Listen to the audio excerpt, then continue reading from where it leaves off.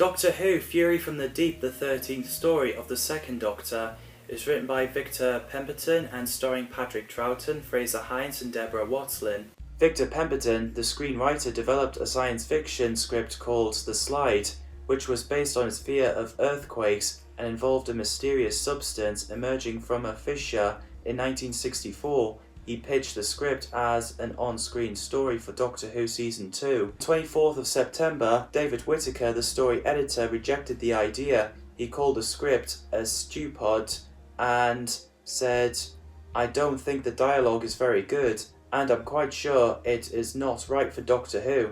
On 17th of August 1964, Pemberton submitted an alternate standalone version of the script to BBC Radio. The following year, Peter Bryant commissioned The Slide as a 7-part radio serial. The radio production of The Slide, released from 13th of February to 27th of March 1966, involved parasitic mud taking control of an English town. So the working title was going to be The Colony of Devils and then Fury from the Deep.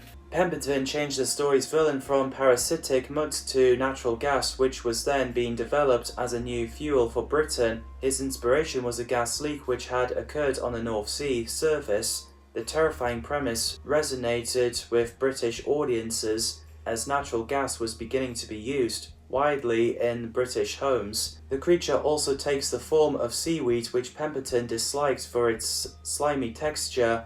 The seaweed's ominous heartbeat was inspired by Edgar Allan Poe's 1843 short story, The Telltale Heart. The production team suggested the seaweed could be covered by a mass of foam, allowing for further exploitation of the form machine recently used in The Abominable Snowmen.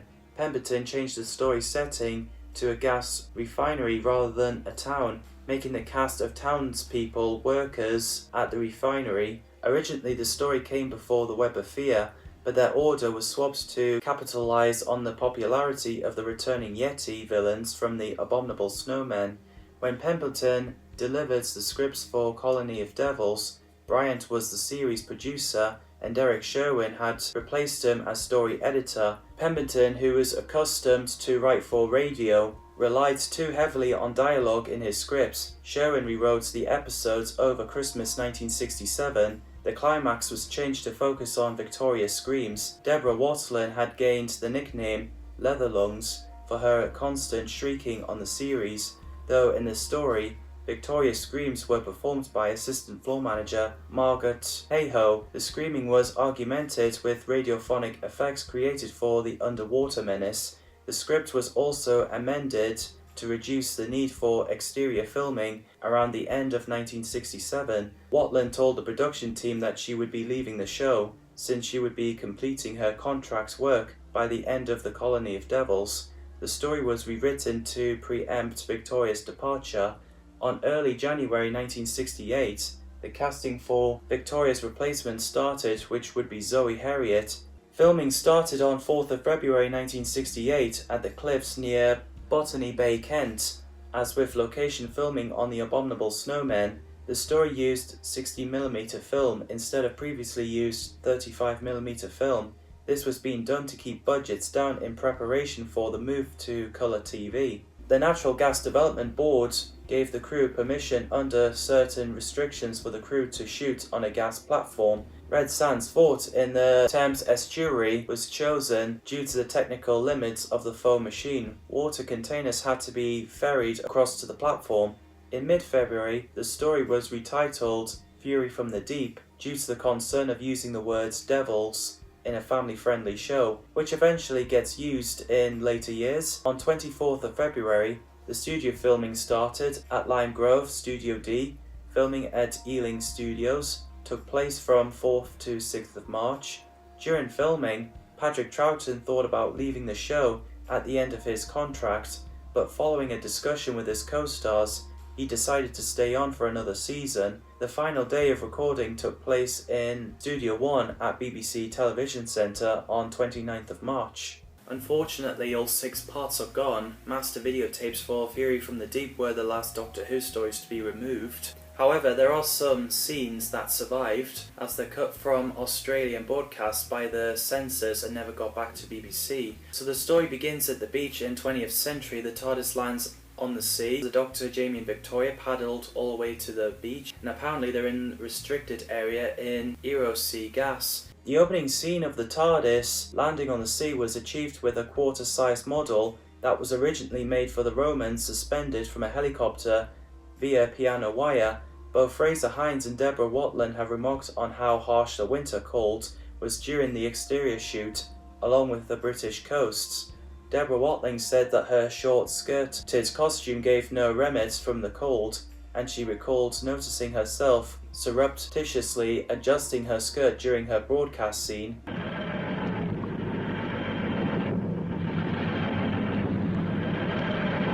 I do enjoy the bit where the TARDIS team were having a bubble fight, and this is also the first time we see the Doctor using a sonic screwdriver. What's this? What's that? It's a sonic screwdriver. Never fails. There we are. Pemberton's script indicated that in part 1, the Doctor took from his pocket something which looks like his own version of a screwdriver to undo screws from a pipeline box. Peter Bryant was underwhelmed by the normal screwdriver prop prepared for filming, and instead suggested the Doctor could use a special tool, later named Sonic Screwdriver. A new prop was created by Peter Day, but Patrick Troughton kept dropping the prop due to the cold, so ultimately the whistle from Watling's life jacket was used instead. To complete the effect, the visual effects team provided a prop box in which the screws could be undone from the inside.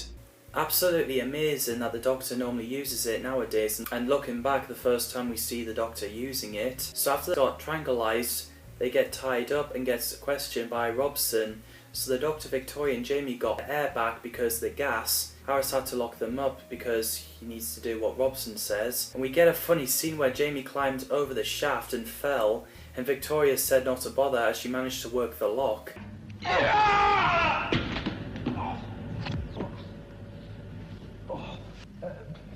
Told you not to bother. Maggie discovers a seaweed after she got stung by it. After the Doctor and Jamie split up from Victoria, there was bubbles with tentacles which looked pretty effective, and Victoria asking for help.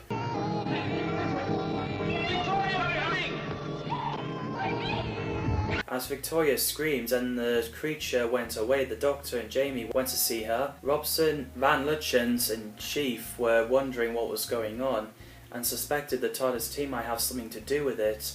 While they tried to work the creature out, Harris finds his wife Maggie unwell after touching the seaweed, so he quickly goes back to warn the Doctor while Robson has situations of his own. Meanwhile, Mr. Oak and Mr. Quill came to Maggie, and it's terrifying the way they open their mouths and seem to knock Maggie out.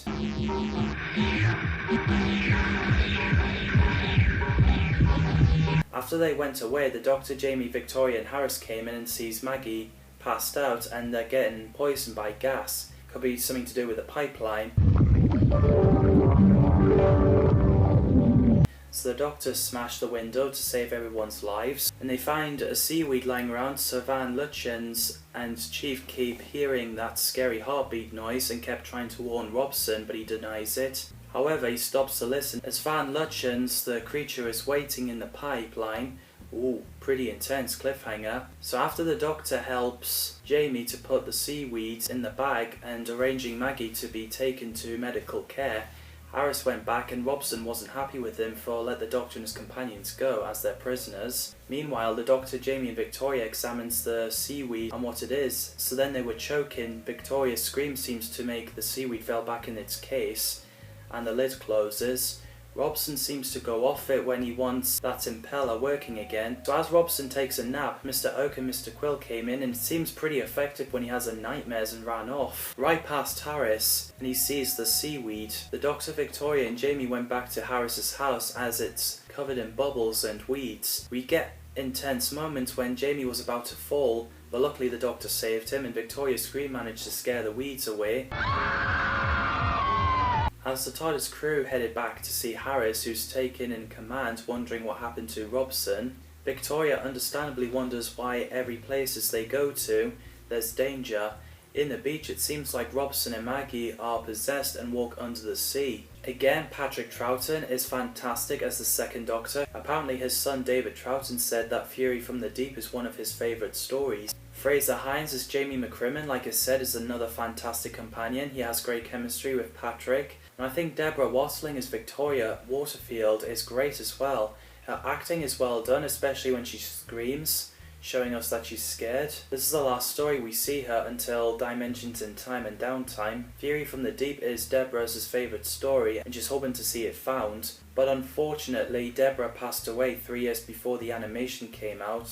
I wonder what you would think seeing the animation of her favourite story. It's really sad that she didn't get to see it.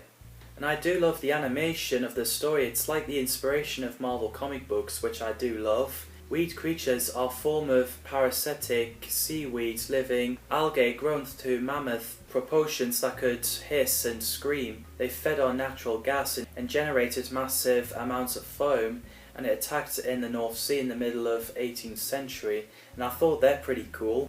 The design of the seaweed was intentionally not based on the human form, to differentiate it from other Doctor Who monsters. Victor Madden played John Robson, who's in charge of Euro-Sea gas refinery.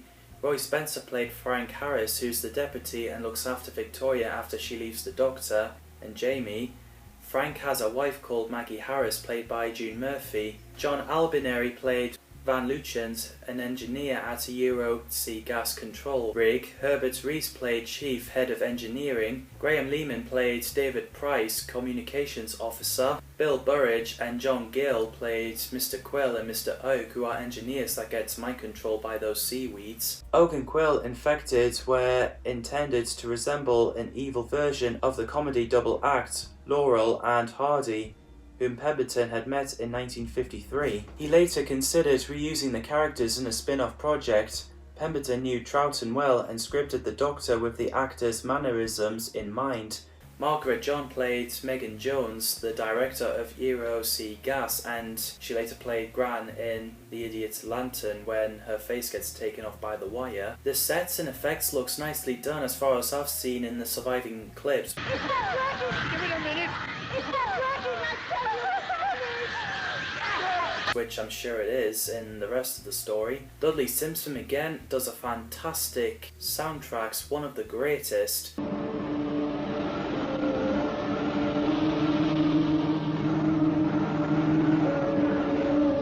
His incidental music was composed before filming started. He reused a theme from Victoria's debut story, The Evil of the Daleks, for scenes focused on her. We also notice you can see Roger Delgado as the Master on the wanted poster, which is a cool Easter egg. So in episode 4, the Doctor advises Van Luchens to do something, but he needs to wait for Harris to return. As Jamie is resting, Victoria is losing faith in the Doctor, unlike Jamie. After the Doctor told them the latest news, Victoria understandably wanted to be somewhere peaceful. Harris finds Robson in the beach and asked him where his wife is. Robson claims he will find her as Van Luchens plans to investigate the base of the impeller shaft. He gets pulled down into the chamber by the weed creatures, which is horrifying. So the Doctor and Jamie goes to search, but they find Van Luchens' torch. No one knows what happened to Van Luchen. As Jamie finds Victoria unconscious, she tells him about 2 engineers. While she's telling him that she wants peace and quiet, they heard the noise again. So everyone sees the weeds, and the Doctor says it's the first part of invasion. Uh-oh. As everyone lost contact with Price, Mr. Oak and Mr. Quill picked the gas mask up. Jones gets taken to Robson to wake up, but he can't be himself at the moment, as he's in an unpredictable state. We get a Quill's scary mouth opening scene. Victoria's scream managed to deal with him. As Jimmy punched him, as everyone ran in the pipeline room, followed by Robson, he kidnaps Victoria. While everyone is dealing with weed, Robson took Victoria to the rig. As the Doctor finds out where Victoria is, he and Jamie took the helicopter there and went inside it as they heard Victoria's voice, thinking it could be a trap. So they went in, and the cabin in there are few of people who are possessed by weeds. Come in, Doctor. We've been waiting for you. So Victoria's scream managed to do the trick. So the Doctor, Jamie and Victoria went in the helicopter and flew away. Pretty intense when the Doctor is doing his best to dodge those weed tentacles, and eventually went back to the base.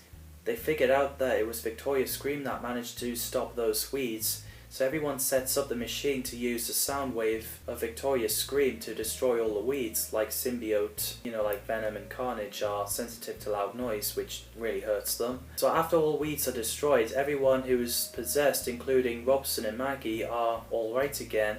And apparently, despite the weeds are being destroyed, no one in this story dies, which is a great change. So everyone celebrated. Victoria's wanting to stay, and Maggie says she can stay as long as she wants, as Victoria has got no family in Victorian times. Obviously, her dad got exterminated by the Daleks. As the impeller is working again and Price is closing up for the night, the next morning the Doctor and Jamie says goodbye to Victoria and paddled away back into the TARDIS, and it's an emotional scene, as I love Victoria. She stays with Frank and Maggie Harris. Jamie is obviously upset as he didn't want to leave her, so the TARDIS rises from the water and dematerialised. And I think the story has got great storyline, scary moments and great elements. The great thing about the recent animation for the Lost episodes, the DVD has got lots of stuff inside it, like you get to watch it either in colour or black and white. I prefer watching it in black and white. It has steelbook, including Time Lord Victorious Big Finish leaflet, special features, surviving footages, interviews, telesnaps, behind the scenes, PDF, ROM, content and everything. Worth the buying, obviously. So, what did you think of Fury from the Deep? Let me know in the comments down below. Thanks people, as always, for watching, and see you in the next video.